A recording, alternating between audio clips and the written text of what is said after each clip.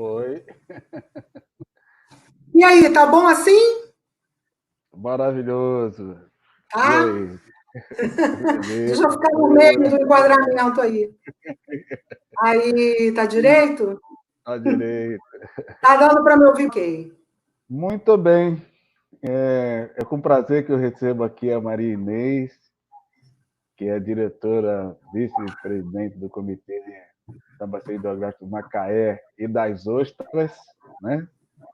E eu peço que você faça aí sua apresentação para que o nosso público possa te conhecer. Bom, boa tarde a todos que estão aqui na nossa live. É um prazer estar participando, né? A convite aí do Nelson Reis, que está promovendo essa série de lives em nome do Fórum Nacional de Comitês de Bacia e do Fórum Fluminense também, representante. Meu nome é Maria Inês, eu sou professora do Programa de Pós-Graduação em Engenharia Ambiental do Instituto Federal Fluminense, localizado em Macaé, eu fico no campus Macaé, no Rio de Janeiro, né, estado do Rio de Janeiro. E venho aí desde 1998, né, logo após, assim, um ano após a promulgação da Lei das Águas, trabalhando aí em comissões para implementação de comitês de bacia, a gente chamava lá no estado do Rio, em 1998, de comissões pró-comitê, e foi uma iniciativa à época do Conselho Regional de Engenharia e Arquitetura, eu sou engenheira química de formação, e o CREA, RJ à época, né, na presidência do nosso saudoso, falecido amigo José Chacon de Assis, promovia esse movimento de cidadania pelas águas, que visava implementar, né, a Lei das Águas e visava também a criação dos comitês de bacia. Então, eu estou fazendo esse resgate porque desde essa época, o nosso tema é a Agenda 2030, e aquela época a gente estava construindo uma outra agenda, né, que era a Agenda 21, né, que foi, né, o resultado aí da pactuação da Rio 92. Então, o Movimento Cidadania pelas Águas contava com a participação do movimento ambiental regional a nível de estado do Rio de Janeiro e muitos jovens participando dos encontros que eram promovidos pelo CREA na época. Então, né, isso talvez tenha inspirado também um pouco, porque vários de nós, hoje membros do comitê, então o Comitê do Macaé foi o segundo comitê a ser criado no estado do Rio de Janeiro, né, criado em 2000, um dos comitês pioneiros, né, resultando... Então, o Guandu foi o primeiro e o Macaé das E o Macaé outras. foi o segundo, logo na sequência, né, um ano depois, né, e resultante desse movimento, então o Comitê do Macaé, ele nasce, né, do movimento, a gente tem uma região, né, na nossa região hidrográfica, uma parte que é serrana, é o alto curso, né, das nossas bacias hidrográficas, e uma parte, né, de médio curso, e depois a região estuarina de Baixada, que é onde fica a cidade de Macaé, né, o alto curso do Rio Macaé fica em Nova Friburgo, no município de Nova Friburgo, e ele percorre alguns municípios aí até chegar em Macaé. Então, a gente foi uma união, à época, do pessoal do movimento da região estuarina, onde a Petrobras vinha se instalando, né, e causando, né, uma série de alterações na dinâmica do nosso território, com impactos ambientais decorrentes, e o movimento ambiental era forte a essa época na nossa região, e lá no alto curso também havia um movimento ambiental forte, lutando à época contra a instalação de pequenas centrais hidrelétricas, que até hoje é uma questão que vem em debate constante aí no nosso comitê. Então, desse movimento, né, apoiado pelo Movimento Cidadania pelas Águas, do CREA, que auxiliava com material didático, com transporte para reuniões, com alimentação para todos aqueles que éramos delegados que nos inscrevíamos para participar. Então, disso tudo, a gente criou a comissão pró-comitê do Macaé, que resultou no Comitê do Macaé, e sempre com essa participação muito grande da juventude da região, né, através, por intermédio de associações diversas. Associações de moradores, associações de amigos de escola, associações de agricultores. Então, essa é um pouquinho da nossa história, e talvez seja por isso, sabe, Nelson, que a gente, né, desde que a gente começou a operacionalizar os nossos recursos e acertamos, né, a nossa, né, entidade, né, delegatária, a gente também, paralelamente, já começou a promover, né, com base nessas experiências que a gente já tinha na nossa região hidrográfica, esse empoderamento e participação da nossa juventude nas nossas reflexões e nos nossos debates. E aí a Agenda 21, né, vai evoluindo a nível planetário, né, e vieram aí os objetivos do milênio e agora a Agenda 2030, né? E durante todas as construções, né, a gente vem trabalhando aí, né, com a juventude. Eu, por ser professora, né, com acesso direto a esses jovens, né, sou professora de Química, por ser engenheira química de formação, e depois fui migrando para a área ambiental. Então, com jovens do ensino médio, a gente já fazia trabalhos de coleta de água na nossa região, conhecer a nossa bacia hidrográfica, entender, eram trabalhos interdisciplinares, com química, história, geografia, né, matemática, né? Então, a partir daí, esse envolvimento com a nossa instituição, o Instituto Federal Fluminense, ele vem, né, sendo construído, e aí a gente vai juntando com outras escolas e colégios ao longo da região hidrográfica que também já tinham os seus movimentos. Então, isso é só uma geral para que a gente entre na nossa, digamos assim, no nosso tema específico, que é a Agenda 2030. Eu estou aqui representando, então a minha apresentação é mais uma apresentação das ações do nosso comitê do que das minhas, do meu currículo e etc., porque, né, não é esse o nosso foco, né? Então, colocou ali um pedacinho da nossa página, projetou ali um pedacinho da nossa página no Facebook, né? Então, a gente tem, no nosso comitê de bacia, uma página com vídeos que colocam as nossas ações, os nossos projetos, e colocando também, fazendo esse resgate do nosso envolvimento com a juventude regional, né? Então, a gente, né, navegando na nossa página, vocês vão poder ver, né, os resultados, fotos, etc. E eu vou falar um pouquinho conforme o Nelson for demandando, né? E eu não sei aí, Nelson, que eu não consigo acompanhar, se já tem gente acompanhando, né? Se já tem, né? Quantas pessoas tem, enfim. E aí, ó, Carolina, então, ex-alunos participando, eu fiz uma pequena divulgação, né? A Carolina, bem-vinda, Carolina, saudade, eu aqui em isolamento social no Rio. A Carolina participou, né, estudou a Bacia do Rio Macaé no nosso mestrado, fez proposições, muito jovenzinha ainda, eu conheci a Carolina ainda como estudante do nosso curso tecnólogo de petróleo e gás. Então, e ela se envolveu na questão de gestão de recursos hídricos, ter uma formação de técnico em química, né? E aí hoje Carolina está fazendo doutorado, né, no programa de pós-graduação em conservação e ambiente lá do NUPEM, PPCIAC, e, enfim, fez o mestrado propondo redes de monitoramento para a nossa região hidrográfica, né? Então, e vem colaborando nas ações do comitê, participando, né, enquanto sociedade civil, e quando ela trabalhava na Petrobras, ajudando a gente na divulgação das ações no setor de comunicação da Petrobras. Então, bem-vinda, né? Tem aqui a Lorena também, estamos aqui, estudante aí do nosso curso técnico, né, de meio ambiente, saudades, né? Uma das jovens que participou dos nossos fóruns da juventude, né? Então, é muito bom estar aqui com vocês e falar um pouquinho, e aí vocês colocando aí perguntas, o Nelson vai moderar aí a nossa live. É um prazer muito grande, né, estar podendo aí fazer esse resgate, né, e talvez inspirar outros comitês de bacia hidrográfica que queiram aí trabalhar com a juventude. A juventude é o nosso futuro.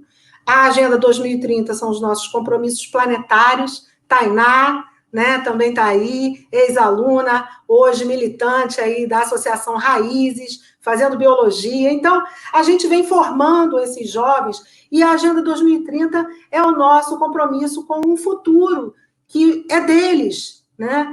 E se eles não assumirem, né, Nelson? Mas antes de chegar lá, com os cabelos brancos, antes de se chegar eles lá, não que você assumirem essa tarefa, né, a gente vai, né, o nosso sistema de gestão não pode ser levado adiante, porque nós vamos, né, daqui a pouco, né, estar aposentando-nos. A professora, quando começa a falar, vai... Eu vou que vou, né, Helena? Quantos membros tem o comitê de Macaé e das Ostras? E das Ostras, né? O nosso comitê tem 27 membros, né? Distribuídos entre as diversas câmaras técnicas e grupos de trabalho. Dos 27 membros, nós somos totalmente paritários, ou seja, 9 usuários, 9 poder público e 9 sociedade civil, e são 27 titulares e 27 suplentes, que são outras instituições, porque a gente entendeu à época da nossa criação que assim a gente estaria ampliando, incluindo instituições interessadas no debate, na gestão de recursos hídricos, né? Então, temos 27 instituições titulares e 27 instituições suplentes no nosso comitê, 999. A nossa diretoria, né? Ela é composta por 6 membros, 2 também de cada segmento, eleitos entre os seus pares, ou seja, quando a gente tem a nossa eleição, né, a sociedade civil elege os 2 diretores, escolhe os 2 diretores da sociedade civil, e assim sucessivamente para os outros 2 segmentos, e essa diretoria, então, escolhe o diretor-presidente, vice-presidente, secretário executivo. Então, no momento, eu estou na vice-presidência, o Rodolfo Coimbra, que foi, né, estudante lá do nosso programa de pós-graduação, e depois continuou o doutorado no PEN, hoje subsecretário de Ambiente do município de Macaé, é o presidente do comitê, né, e o secretário executivo é o Afonso, que foi presidente nos 2 biênios anteriores aos nossos. Quais dos municípios que estão na bacia do Macaé e das Ostras? Então, a gente começa lá em cima, né, com Nova Friburgo, aonde o Rio Macaé nasce protegido.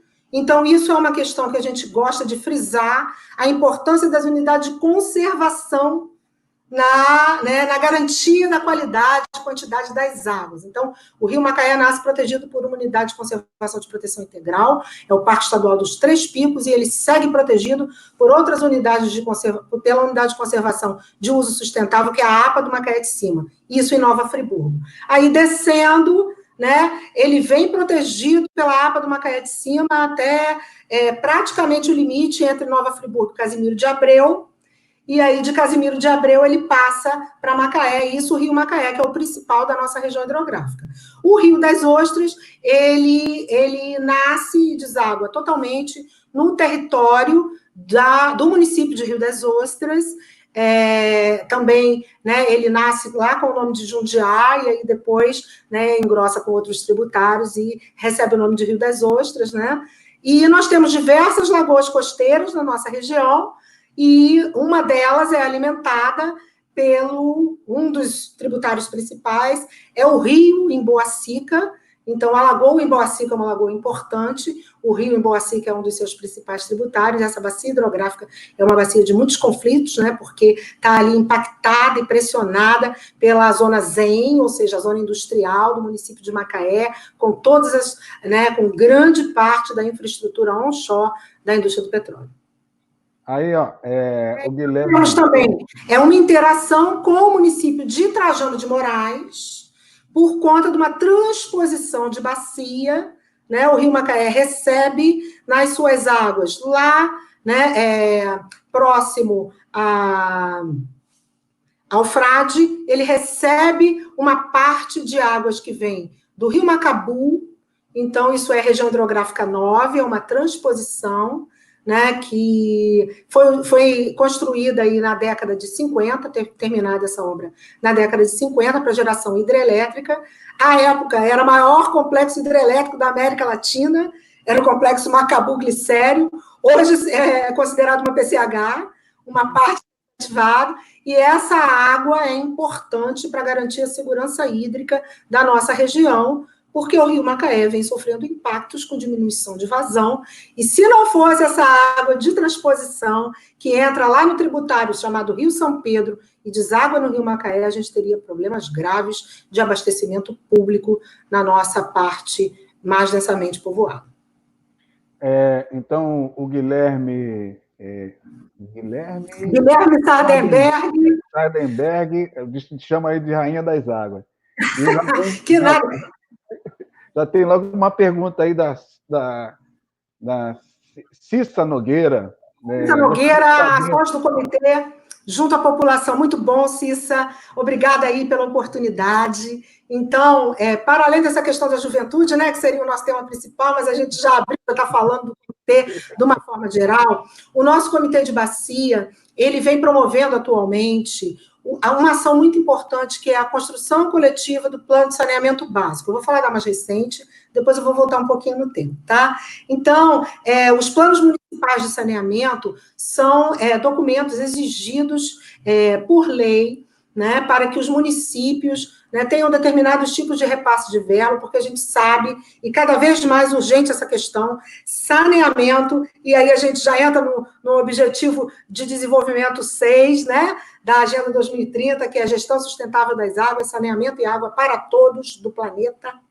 Então, saneamento, né, é fundamental. Agora, em tempos de pandemia, a gente já sabe o quão mais fundamental é a gente ter, né, ações de saneamento e os planos, para que a gente não saia por aí fazendo ações de saneamento que não resultem num saneamento efetivo, porque a gente sabe que muitas vezes dinheiro público é gasto e a gente não consegue uma obra ou uma estação de tratamento que opere adequadamente, enfim, que esteja, né, atendendo a população em termos de abastecimento de água, em termos de coleta de esgoto. A gente sabe que isso é deficiência no Brasil inteiro. Então, para que a gente faça isso direito, a gente precisa planejar. E o saneamento é competência dos municípios. E caberia aos municípios ter feito esses planos. E alguns municípios, na nossa região hidrográfica, não tiveram fôlego por diversas questões e não fizeram os planos. Então, o comitê entra supletivamente e está fazendo esses planos com audiências públicas, porque a questão do saneamento, ela não é só uma questão, como as outras questões de ambiente, né, de gestão ambiental, não é uma questão meramente técnica, ela é social também. Então, a gente precisa do saber local, do saber das pessoas, para apontar as maiores deficiências que a gente tem que corrigir, e isso tem que constar como meta desse plano. Um plano tem objetivos, tem metas a serem cumpridas. Então, nessas audiências, a gente realizou audiência no SANA, audiência em Glicério, porque a gente está agora, no momento, apoiando o Plano Municipal de Saneamento Básico de Macaé, né, onde está concentrada a maior parte da população da nossa região hidrográfica, e que tem um índice de saneamento, se vocês entrarem aí no Atlas de Saneamento, Água e Esgoto da Agência Nacional de Águas, eu não vou nem dizer aqui, é vergonhoso o índice de saneamento de Macaé, capital nacional do petróleo, né? E aí a gente está entrando com esse plano municipal, fizemos todas as audiências que estavam previstas. Quando chegou na última, que era a audiência na sede distrital de Macaé, entrou o decreto, né, do prefeito, foi exatamente no sábado, e o decreto veio na sexta, e aí a gente reuniu as pessoas, mas a gente não fez audiência em respeito ao decreto, né, que estabeleceu o início do isolamento social na nossa cidade. Então, essa é a ação que estava em curso. Aí a gente volta um pouquinho para trás, a gente tem no nosso comitê um instrumento de gestão importante, que é o Plano de Recursos Hídricos, que também contém metas e ações para a gente executar, inclusive orçamento, ou seja, para que a gente possa tentar captar recursos ou parceiros para a execução dessas ações. E este plano, ele também foi construído entre 2011 e 2013, com diversas consultas e audiências com a população. Isso, como é que a gente faz? Como é que tem esse dinheiro? Porque fazer reunião custa, né? Custa transporte para as pessoas, custa alimentação para as pessoas. Se a gente quer promover a participação, a gente tem que facilitar para as pessoas, porque tudo isso, né, implica em tempo e gastos financeiros. E algumas pessoas querem participar, mas não tem condição. Então, tem que ter dinheiro envolvido. A gente fez isso com recursos da cobrança pelo uso da água. A gente fez reuniões, consultas populares, e o mais legal do nosso plano é que a gente contratou nas comunidades mobilizadores locais. E esses mobilizadores iam a locais que eles mesmos entendiam que eram locais onde as pessoas se reuniam, quer seja igreja, praça, bar, sem preconceito de local, e aonde as pessoas costumavam se reunir, eles marcavam rodas de conversa para explicar o que era o plano e para coletar informações e sugestões para compor as nossas metas e os nossos programas do plano.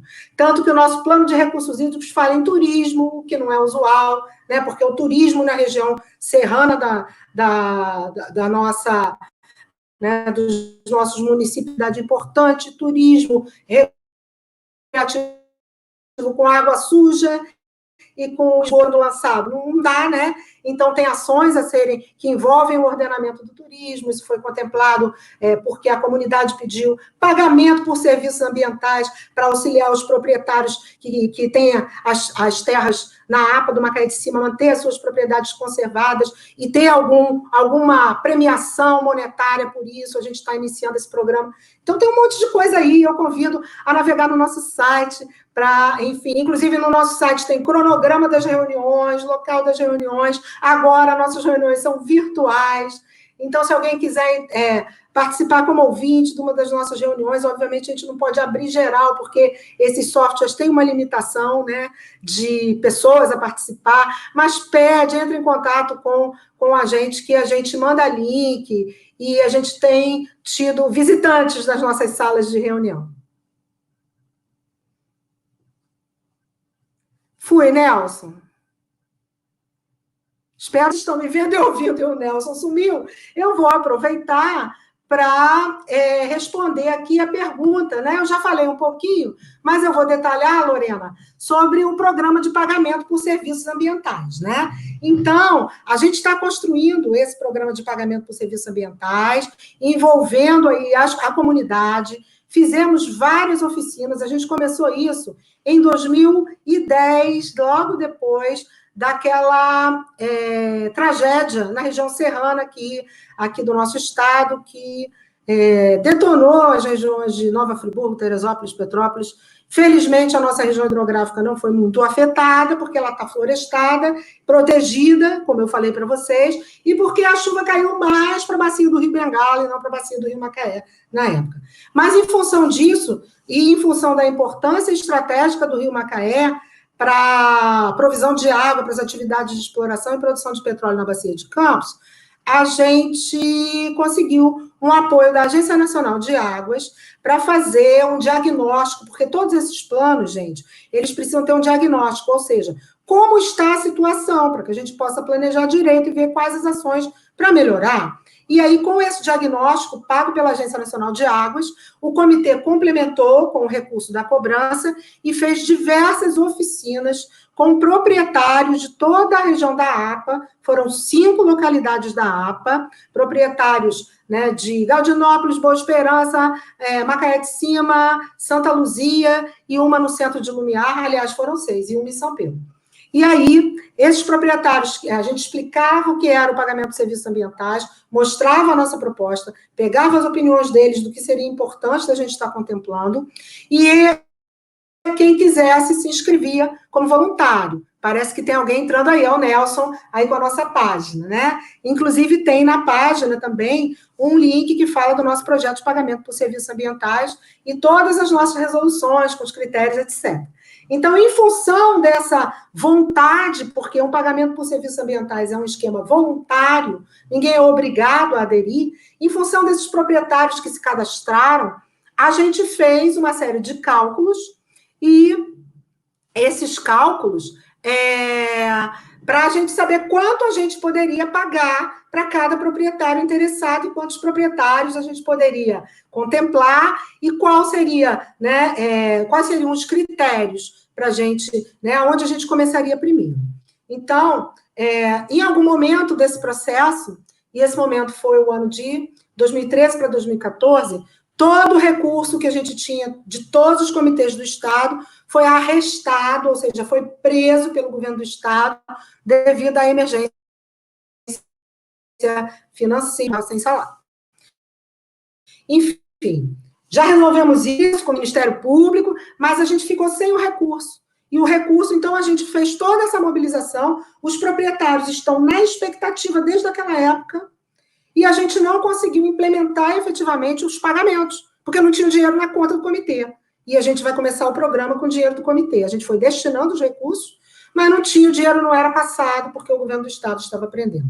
Finalmente, no ano passado, a gente conseguiu ter acesso, né, a essas parcelas, estamos recebendo, agora interrompeu de novo por causa da Covid, mas a gente já fez todas as resoluções e todos os critérios, e estamos no momento de contratar uma equipe, né, uma assessoria jurídica para começar a formular o manual operativo do pagamento dos serviços ambientais e os contratos, e aí a gente vai fazer mais um material de divulgação para chamar de novo os nossos proprietários voluntários que estão nos aguardando há um tempo, e aí, gente, vocês ainda querem, essa é a regra, esse é o contrato, e quem quiser participar vai começar a receber, esperamos aí que a partir de 2021, se tudo der certo, se a gente conseguir o nosso dinheiro, né, Nelson?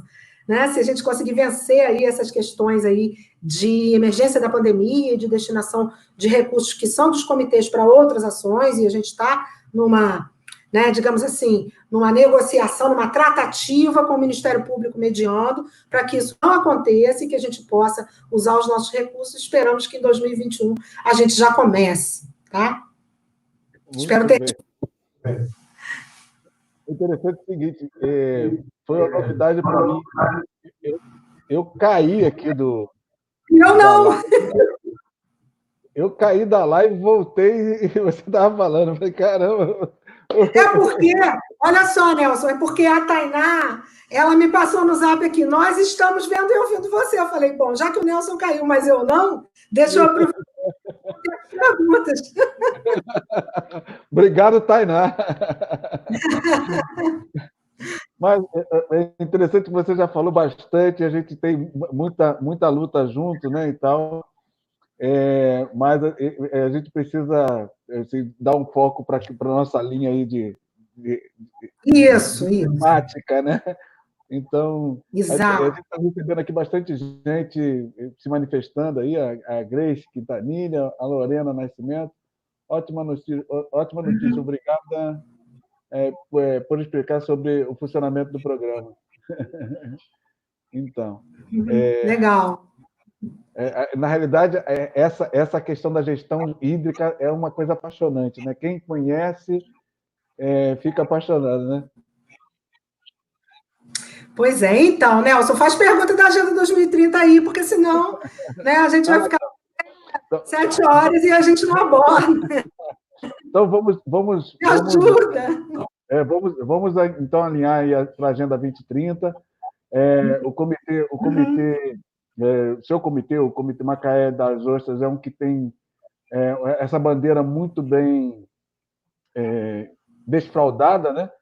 E aí eu gostaria que você comentasse aí como é que essas ações estão sendo implementadas no comitê.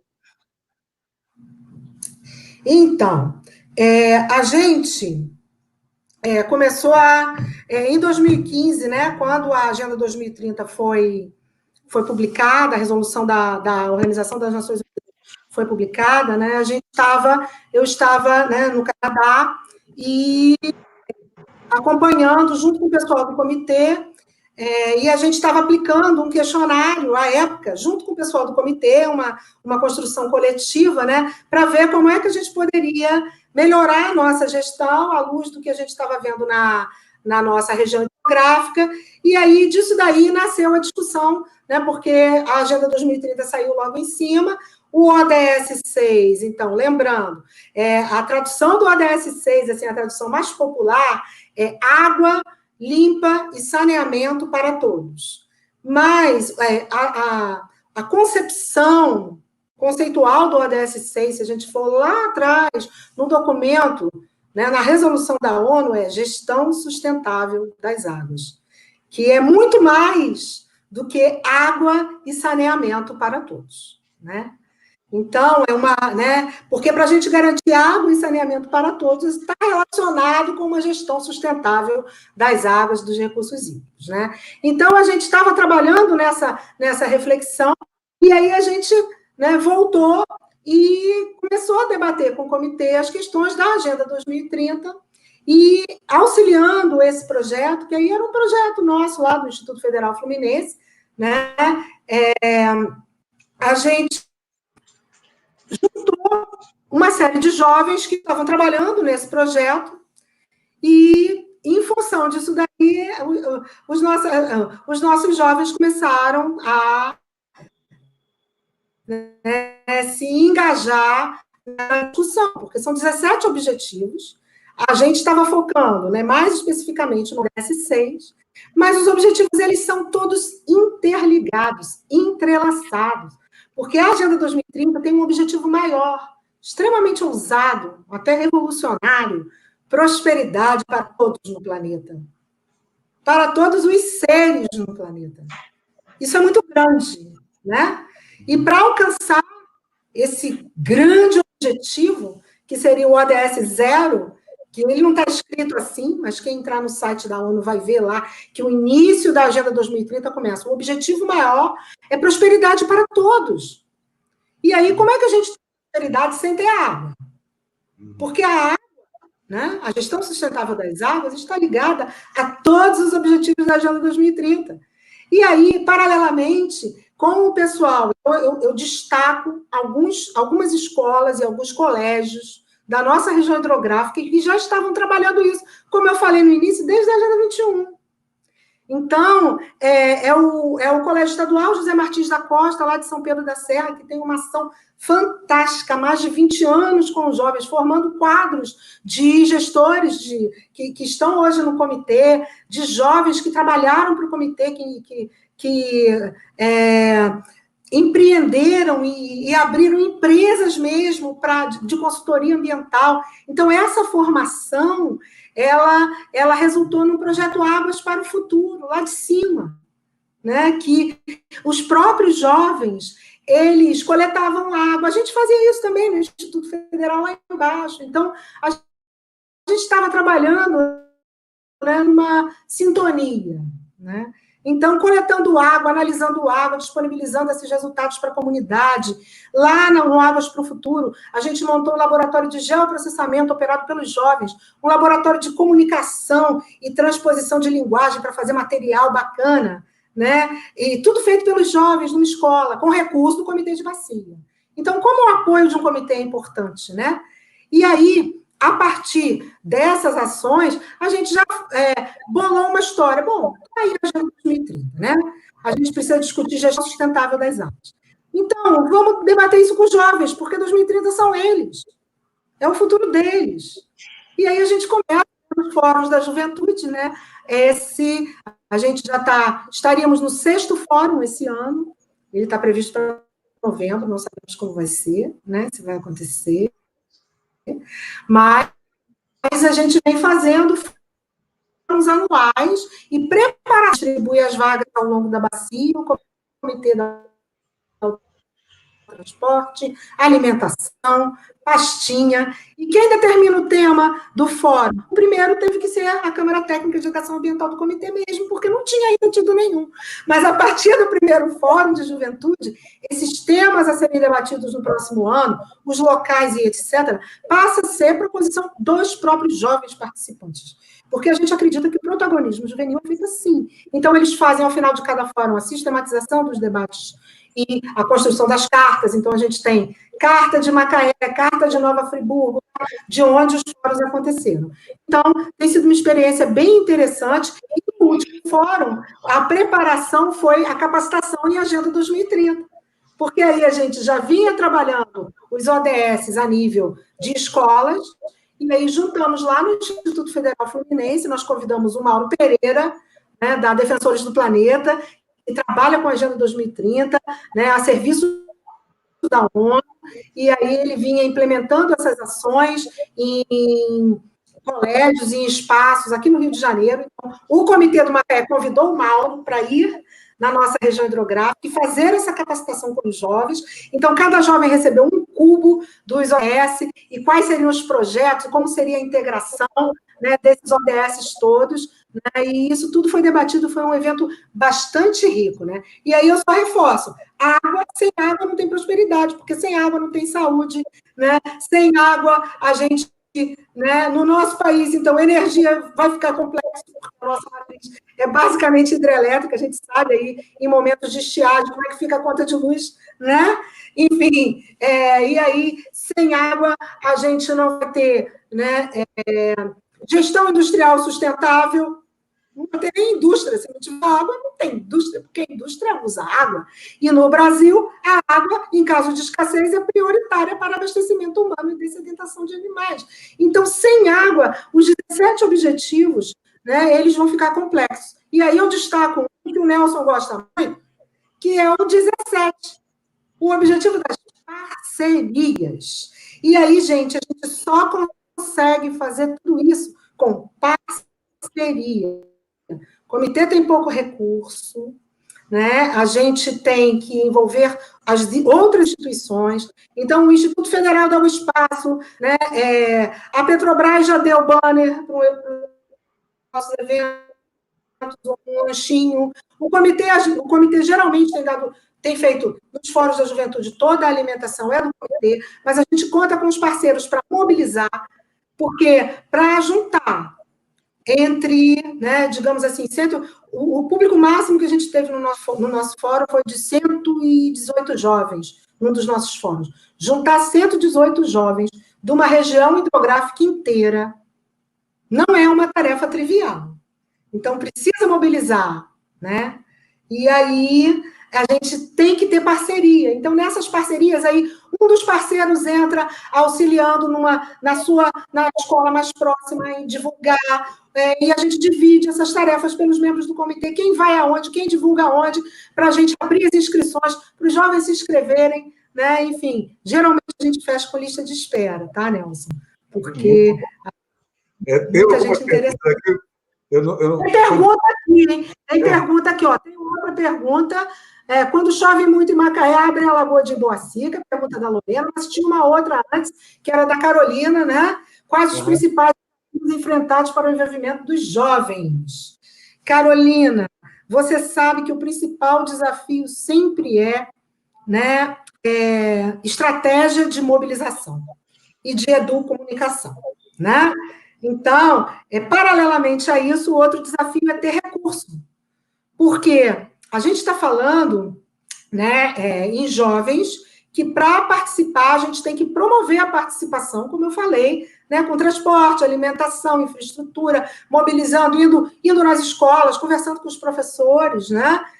Enfim. E porque o jovem, ele naturalmente, ele tem esse afã de contribuir, o afã de participar, né? Eu acredito, né, que nem na música do Gonzaguinha, né? Eu acredito na juventude. Essa coisa de que a juventude está apática, de que a juventude está... Não se trata disso. Eu não vejo assim. Os jovens com os quais eu tive o prazer de ter contato não tem nada de apáticos nem de alienados. Muitas vezes são jovens que não tiveram a oportunidade. Quando você oportuniza, aí você vê quem são essas pessoas, né? Então, enfim, o maior desafio é mobilizar e, nesse sentido, recurso para a mobilização. Porque quando a gente chega e abre, faz uma roda de conversa e junta as pessoas, a gente vê que a galera quer participar, sim. Ah, mas tem um que é mais disperso, que vai para Lumiar e quer olhar a pracinha. Claro, é belo. Um jovem que mora numa região estuarina, é a primeira vez, né, mora numa comunidade muito pobre na região estuarina, que a primeira vez vai a Lumiar e vê o Rio Macaé de outra forma, que ele nunca imaginou nem que pudesse existir, é claro que ele vai querer olhar, contemplar, isso faz parte. Então, cada vez mais os nossos fóruns, eles vêm tendo momentos mais lúdicos, momento de menos palestra, menos eu falando, né? Porque é chato, vocês já estão aí há um tempo me ouvindo falar, e não para de falar, ligou na Duracell, né? Pois é, isso é chato para o jovem. A gente tem que ter... O jovem tem a sua linguagem, que não é a minha. Por mais que eu curta, não é. Então, é o que tem que propor. E aí, no último, a gente fez, né, no último fórum, que foi muito legal, calhou, né, a gente marcou a data, né, não existem coincidências, naquela sexta-feira pelo clima, que estavam acontecendo mobilizações em todo o planeta, com a Greta Thunberg lá no protagonismo, né, com jovens em todo o planeta fazendo marchas e mobilizações pelo clima. E aí foi colocado, né, que a gente estava lá em Lumiar com um monte de jovem. E aí qual foi a atividade? Eles mesmos propuseram fazer cartazes, né, sobre Brasil, sobre ambiente, como isso impacta o clima, e sair pelas ruas de Lumiar, na marcha de Lumiar, pelo clima. Né? Mas e como é que isso tem? O que isso tem a ver com gestão das águas? Tudo. O jovem que compreende que clima e água e produção de alimentos e saúde e está tudo relacionado, esse é um jovem diferenciado no nosso futuro, né? Então o Nelson, né? Nelson está projetando ali, né? Algumas coisas ali da nossa fanpage, tem uma parte, olha aí, ó. Aí agora estão passando algumas fotos aí. Esse último a gente se baseou lá na ação rural, em Lumiar, aí são jovens, né, que foram transportados e ficaram lá o dia inteiro com a gente. Tem uma parte da manhã, onde eles debateram, depois não está aí, deve estar numa dessas mais 4 fotos, depois a gente tirou as cadeiras, botou mesas e cadeiras, e eles em grupo produziram os cartazes, ali depois tem eles nos cartazes, né, e isso eles bolaram. A tarefa era, olhem os Objetivos de Desenvolvimento Sustentável, olhem a Agenda 2030, olhem o que está acontecendo com o nosso país, olhem o que está acontecendo com a nossa região e vamos na marcha pelo clima. E é isso, né? A gente tem um videozinho, ele ainda não está no Face, mas ele vai ser hospedado em breve, né? Que a gente filmou uma partezinha da marcha. Mas não tinha muita gente, tinha umas 100 pessoas para Lumiar, 100 pessoas na rua, marchando, enfim, foi algo, né? A gente tem, inclusive, comentários que não são comentários muito... Né? Assim, tem todo tipo de comentário, tem comentários elogiando e tem comentários descascando, dizendo que, enfim, somos pseudo-ambientalistas, ideológicos, esquerdistas, que estamos usando os jovens, enfim, tem de tudo, né? Mas a polêmica faz parte. Né? Se a gente polemizou e se a nossa marcha mexeu e fez refletir aquela comunidade, cumpriu. O Nelson está passando aí diversas, né? Estava passando aí... um tour pela página do comitê, onde a gente tem aí nossas reuniões, nossas atividades. Aquela foto ali é de um grupo, aqui está um pouquinho pequeno para mim, é de uma das nossas reuniões plenárias, mas tem uma série de fotos, exatamente, uma das nossas reunião de Câmara Técnica, isso daí, né? Enfim, a gente tem várias câmaras técnicas no comitê, essa aí é a Câmara Técnica de Institucional e Legal, junto com instrumentos de gestão. Enfim, o Nelson está passeando por aí, e é isso, Carol, eu espero ter respondido. A gente entende que mobilização e educomunicação são os principais desafios. A gente sabe que tem muita fake news na mídia, né? E tem muita manipulação de informação, e, enfim, isso também é um desafio atual. Em tempos de pandemia, são outros desafios. A gente ainda está se reestruturando e reorganizando para ver como é que a gente continua a mobilizar sem poder se encontrar, sem poder fazer marcha e sem poder fazer manifestação. Porque nós não queremos dar chance à seleção natural e ficar fazendo manifestação por aí, né? Então, o nosso comitê está se reunindo apenas virtualmente no momento, tá? Aí eu tenho a pergunta da Lorena, né, também, que quando chove muito, abrem a barra da Lagoa em Boacica, essa prática é boa ou ruim? Lorena, é a pergunta do século, que pescadores e pesquisadores se fazem, do século eu não digo, mas pelo menos das 2 últimas décadas. Há 20 anos, outro dia eu estava arrumando umas coisas, Lorena, lá na casa da minha mãe, né? E aí eu achei um jornal que ela guardava tudo, e era um jornal de 20 anos atrás, né, 19 anos atrás, 2001, que tínhamos eu e o Henrique falando assim, estação de tratamento de esgoto da Lagoa em Boacica é urgente, e será instalada em breve, o Henrique com perspectiva, todo mundo animado, e não rolou. Então, Lagoa Emboacica, como eu falei já antes, dei um breve assim, é um problema, quer dizer, são conflitos, é um conflito, né? E a gente sabe que a abertura de barra, ela é uma prática questionável. Enquanto, né, os pescadores tinham isso como prática tradicional, que era feita com o pezinho do seu Euclides ou do tio Jorge na areia, fazendo um caminhozinho, e aquele caminho era o caminho da água, quando a barra da lagoa estava muito cheia, porque chovia em Boacica, era pujante. O pezinho do seu Euclides era o suficiente para a barra abrir naturalmente e fechar. Isso foi há 50 anos atrás. Hoje, a abertura de barra, né, ela vem sendo feita a nível de emergência, por outras questões. Não é porque o rio Boacica está exuberante, é porque foi tudo impermeabilizado no entorno da lagoa, não tem mais a capacidade de infiltração que tinha, a lagoa não tem mais faixa marginal de proteção, a lagoa vem sendo assoreada por movimentação de terra de diversos empreendimentos ao redor, enfim, é outra lagoa, não é mais aquela lagoa. E aí, o que o comitê faz nisso? Arbitra conflito. Não é esse o objetivo máximo do comitê? Mediar os conflitos pelos usos da água. Então, o que eu quero fazer com a água da Lagoa de Boacica? Quero deixar na lagoa, quero abrir a barra, está impactando, não está em um conflito. E aí a gente fez uma resolução. Ah, é a melhor resolução do mundo para abertura de barra? Não. É uma maneira da gente tentar garantir que isso não vai ser feito indiscriminadamente, causando os impactos se for feito na hora errada, como aconteceu.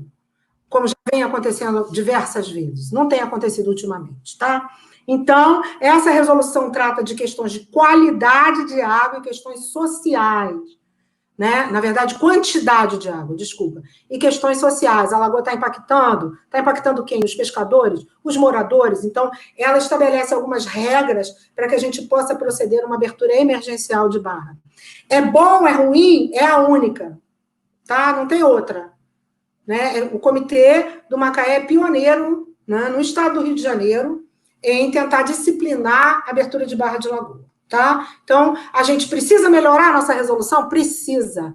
A gente precisa incorporar a questão de qualidade da água, que não está ainda disciplinado, porque a gente ainda está em pesquisa. Uma resolução de um comitê, assim como deveriam ser as atitudes nossas durante a pandemia, ela não se baseia no que eu acho, ou no que alguém acha, no que o tio Jorge, nosso querido finado tio Jorge, pescador, achava. Ela se baseia em dados socioambientais, que são técnicos e que são de saber popular, porque saber popular também é dado. Mas ela se baseia nisso para ser feita. Então, a gente ainda não tem algumas respostas a nível de qualidade, de organismos que a gente precisa monitorar para dizer se tem que abrir a barra ou não, quando chove muito, tá? Aí choveu muito, é só qualidade, mas tem uma parte de quantidade também, de poluição, que a gente está estudando. Por isso o comitê está pagando um projeto de monitoramento ambiental, de pescado e de uma série de poluentes na lagoa, né? Que não é feito pelo governo do estado, a gente entra supletivamente, está fazendo esse monitoramento, é um monitoramento de 1 ano, a gente vai ver se com 1 ano dá para parar, ou se a gente precisa prorrogar por mais 1 ano, e com o recurso da cobrança, com esses dados, aí a gente vai fazer uma resolução, nós temos uma Câmara Técnica de Lagoas Costeiras, para complementar a resolução de quantidade e colocar a resolução de qualidade de água, para a gente poder disciplinar isso, porque não é porque o fulaninho quer, o beltraninho quer, e eu posso falar de cadeira. Eu fui refugiada climática diversas vezes, moro no entorno da Lagoa de Boacica. Quando eu cheguei a Macaé, 25 anos atrás, eu não sabia, né? A gente compra uma casa com IPTU, com tudo certinho, RGI, bererê e tal. Como é que eu ia saber que aquilo ali estava num braço de lagoa? Que foi um loteamento que foi feito, né, aterrando a lagoa. Eu não conhecia, não era de lá. Então, toda vez que a lagoa enche, eu saio de casa, deixo minha casa inundar. Aí o pessoal fica, Inês, vizinhança, né? Pede para abrir a barra, pede para... Não é a Inês que tem que pedir para abrir a barra. Não é assim que funciona. Ou não deveria ser, né? Enfim, então o comitê agiu nesse sentido também. Espero ter respondido. É interessante que quando esse assunto veio, eu lembrei que eu tinha visto uma matéria com o tio Jorge, e aí, em homenagem ao saudoso tio Jorge, que era um dos que defendiam isso, eu coloquei a imagem dele aí. Exato. O tio Jorge era um defensor ferrenho da abertura de barra. A gente era muito amigo, né? Enfim, apesar de opiniões divergentes sobre isso, porque, enfim, o tio Jorge apegado ainda àquele rio em Boacica, que não tinha um assentamento do MST no seu curso. O rio em Boacica está tão, digamos assim, degradado, que grande parte do leito do rio hoje é ocupado por um assentamento, gente. Então, o aporte de água que o rio em Boacica levava para a lagoa não é mais o mesmo. Né? Enfim, então tem uma série de outras discussões. O tio Jorge, muito meu amigo, a gente às vezes, né? É porque o tio Jorge queria renovar os estoques pesqueiros. Porque era assim que o pescador manejava. A lagoa é manejada pelos índios, gente. Não é um negócio assim, lagoa não pode mexer. Os índios manejavam aquele ecossistema. Depois dos índios, né, os seus descendentes miscigenados, que são aqueles pescadores que eu conheci quando eu me mudei para Macaé, que ainda moravam no final da minha rua, né, eles manejavam. Mas não dá mais para fazer um manejo com o pé, porque o rio não está mais, a lagoa. Quando a lagoa enche, ela vem de um jeito, né, que para abrir a barra, e a barra, né, enfim, enche com a água da chuva, a água transborda para as laterais e inunda as casas, Nelson. Mas não tem força. O corpo hídrico não tem mais força para abrir a barra natural. E aí tem que vir com a madeira para abrir a barra. E aí, para fechar a barra, se der ruim, a barra não fecha naturalmente, não dá para fechar com a escavadeira. Como assim der ruim, Inês? É se a lua, a maré não favorecerem e ficar mais de 5 dias aberta aquela barra. Tá? E aí não dá para fechar a lagoa seca. Aí tem um outro dá ruim, é superlua. Aí deu a superlua, a barra fecha no mesmo dia. E aí não renova os estoques pesqueiros como o pescador quer. Então, é complexo. É complexo. E o pior, renova os estoques pesqueiros, o peixe entra na lagoa. Beleza, a gente cria um peixe ali com aquele sedimento e o sedimento tem metal pesado. E aí esse peixe vai estar contaminado. E aí as pessoas podem vir a comer, e isso a gente está investigando, fazendo análise de toxicidade do pescado da lagoa, podem vir a comer peixe contaminado. A gente não quer isso. Nem o tio Jorge queria. Quando o cunhado dele morreu de câncer, né, fulminante, em uma semana, né, consumindo peixe da lagoa, o tio Jorge me confessou, Inês, eu não tenho mais coragem de comer o peixe da lagoa. Realmente. A Cissa Nogueira está perguntando, existe algum tipo de ação em relação aos rios, não só tendo em vista suas águas, mas os rios como um todo, no sentido da conservação e preservação dos mesmos? Como essas ações incluem a população? Eu quero dizer então, para você, o enquadramento de corpos hídricos é o que está aí. Exato. Então, olha só, Cissa, a gente tem um instrumento de gestão na Lei das Águas, o Nelson já deu. Isso é muito bom, que se chama enquadramento de corpos hídricos, ou seja, a gente precisa saber qual é a qualidade da água que está, o rio que temos, a gente chama assim. E aí, o que a gente quer daquele rio? Aquela qualidade atende os usos que a gente quer? Porque se tiver um rio super poluído, eu quiser nadar nele, um uso não pode. Então, o rio que queremos condiz com o rio que temos? Se condiz, ok. Se não condiz, a gente precisa fazer ações. E a gente diz, como é que é o rio que a gente quer? É classe tal. Aí tem uma resolução CONAMA, né, 35705, que estabelece essas classes, e aí, com base nessa resolução, a gente enquadra, olha, esse rio a gente quer que seja classe especial, digamos assim, que é a classe melhor. É a classe das unidades. A sociedade que escolhe, a sociedade que vota isso. A sociedade, quem delibera é o comitê. E o comitê poderia deliberar, entendendo-se como um órgão que tem representação da sociedade, o comitê poderia deliberar sozinho. Só que no caso do Macaé, a gente está fazendo oficinas de enquadramento. Então, a gente conversa separadamente, porque a linguagem é diferente, a visão é diferente, e, enfim, até a forma da gente, a metodologia que a gente vai usar para cada grupo tem que ser diferente. Então, a gente já fez oficina saber técnico. para pesquisadores, técnicos de saneamento, aí a gente fala parâmetro de qualidade, quantidade, aqueles nomes, tudo técnico, todo mundo entende tudo, porque eles são da área. Se eu falar isso na roda de conversa, o pessoal vai ficar... Então, não é assim que a gente... Então, a oficina do saber técnico a gente já realizou, né? Tivemos 25 pesquisadores representantes aí, né, da UFRJ, do IFTA, foi fantástico, foi lá no NUPEM. E aí a gente conta, o objetivo 17, Nelson, parceiros. O NUPEM é um auditório, a gente não gastou nada, ou seja, podendo cortar custo, porque isso é dinheiro público, isso é muito importante. O comitê poderia ter alugado um super espaço? Poderia, mas a gente tem um NUPEM com um auditório maravilhoso, que é nosso parceiro, está dentro do comitê a representação da UFRJ, por que não? E aí a gente fez, aí, né, o professor Chico Esteves convida os pesquisadores, aí vai todo mundo, né, porque, pô, o Chico está chamando, aquelas coisas, né, de usar os amigos, e usar no bom sentido, é isso aí. Aí agora a gente vai fazer essa oficina, né, então, atenção, o Rio que temos, o Rio que queremos, e é isso que a comunidade tem que dizer. Quem diz o rio que quer não é a análise de água. É o carinha lá de Lumiar que quer fazer canoagem nesse rio. E aí tem parâmetros que tem que atender da qualidade de água para ele poder botar lá o seu caiaque e fazer a canoagem. É o dono da pousada que diz como é que tem que ser a água para ele atrair o turista para poder recepcionar. Não somos técnicos nós só. A gente também tem que dizer, ó, a água está assim. E aí, tá bom para você? Ah, não, eu quero uma água melhor. E aí o comitê junta todas essas informações e faz metas, olha, e classifica, olha, para a água ficar como a comunidade quer, a gente precisa ter saneamento, ter despoluição, ter não sei o quê, e faz as ações.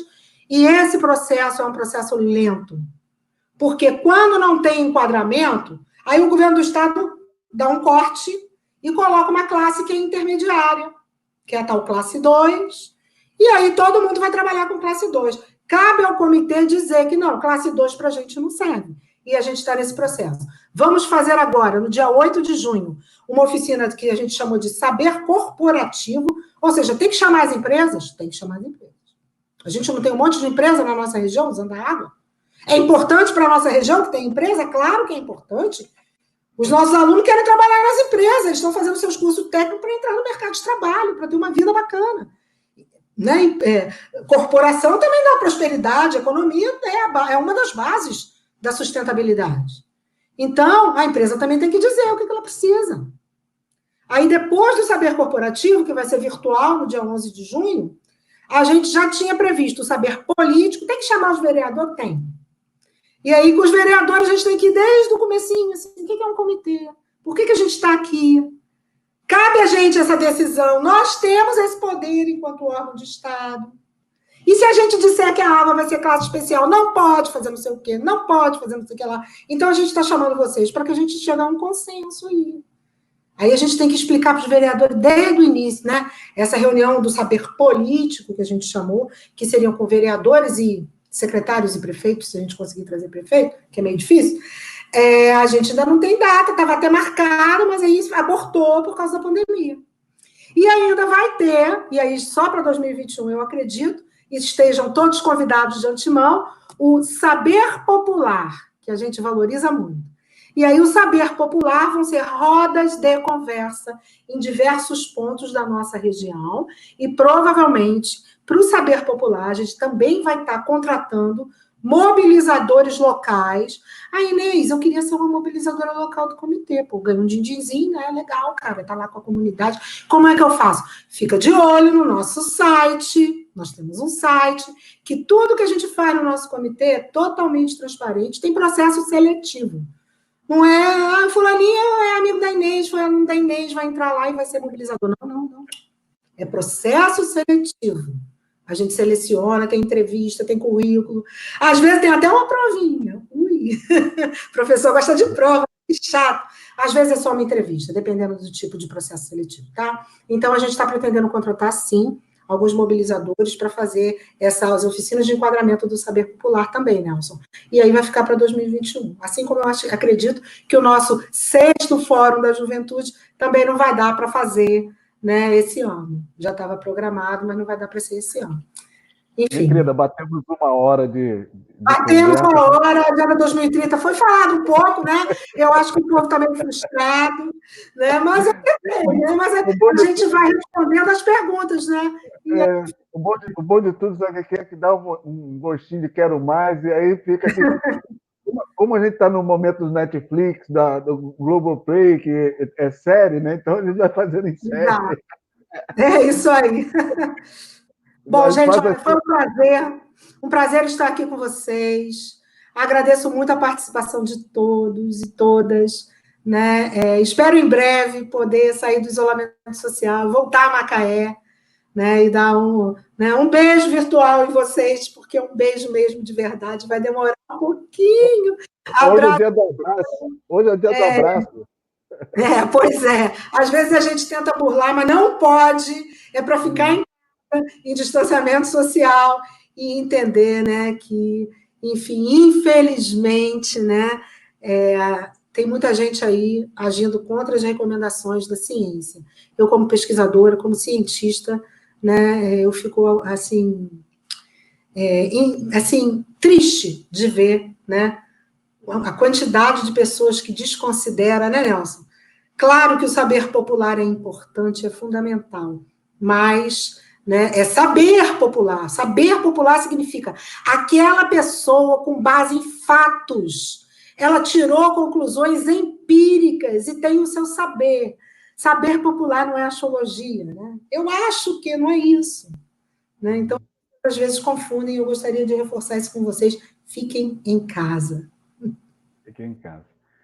Muitíssimo obrigado pela tua participação, muitíssimo obrigado pela audiência, a qual eu peço que curta, compartilhe e siga o canal, né? Porque a gente precisa se adequar a essa nova realidade e já a gente vai fazer uma pequena edição aqui e complementar mais informações para vocês poderem compartilhar isso para outras pessoas. Maria Inês, mais uma vez.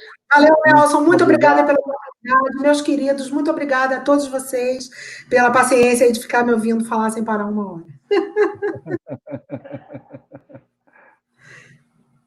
Tchau. Tchau, tchau.